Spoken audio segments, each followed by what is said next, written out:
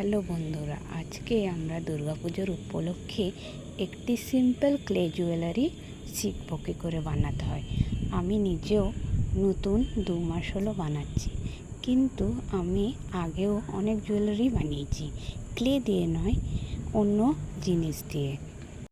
Graduation চলাকালীন আমাকে এইসব জুয়েলারি বানানো বন্ধ করতে হয়েছিল, কিন্তু তার আগে আমি 11-12-এ অনেক জুয়েলারি বানিয়েছি। জুয়েলারি বানানো ছাড়াও আমি পুঁতির ব্যাগ বানিয়েছি। আমার এইসব জিনিস, ক্লে বলো, জুয়েলারি বলো, যে কোনো কিছু হাতের কাজ করতে খুবই ভালো লাগে। তাই আমি যখন ঘরে ফাঁকা সময় পাই, যখন 11-12 ছিল কোভিড টাইম, তখন যেমনি ফাঁকা সময় পেয়েছিলাম তখন বানিয়েছিলাম।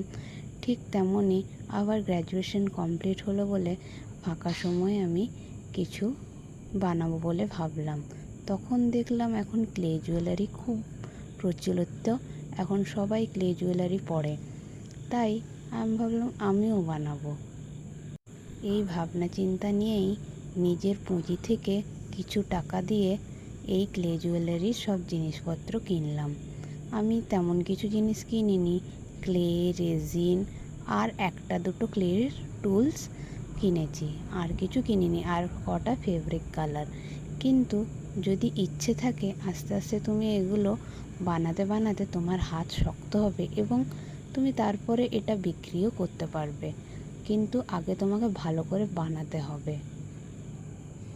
এবং আগেই তুমি ভাববে সবাই এগুলো 300, 400, 200 টাকায় বিক্রি করছে বলে আমিও বিক্রি করব না। আগে ছোট ছোট বানাও, জিনিসগুলো লোককে দেখাও, চাইলে কম দামে দিয়ে দাও, কিন্তু ওরা যখন দেখবে তোমার জিনিসগুলো সুন্দর এবং খুব ভালো হচ্ছে, তখন তারা অটোমেটিকলি এই জিনিসগুলো নেবে। তখন তোমার হাতও শক্ত হবে এবং তুমি চাইলে দূর দূরান্ত পর্যন্ত এগুলো বিক্রি করতে পারো। ক্লে জুয়েলারি বানাতে গিয়ে আমারও প্রচুর ক্লে নষ্ট হয়েছে।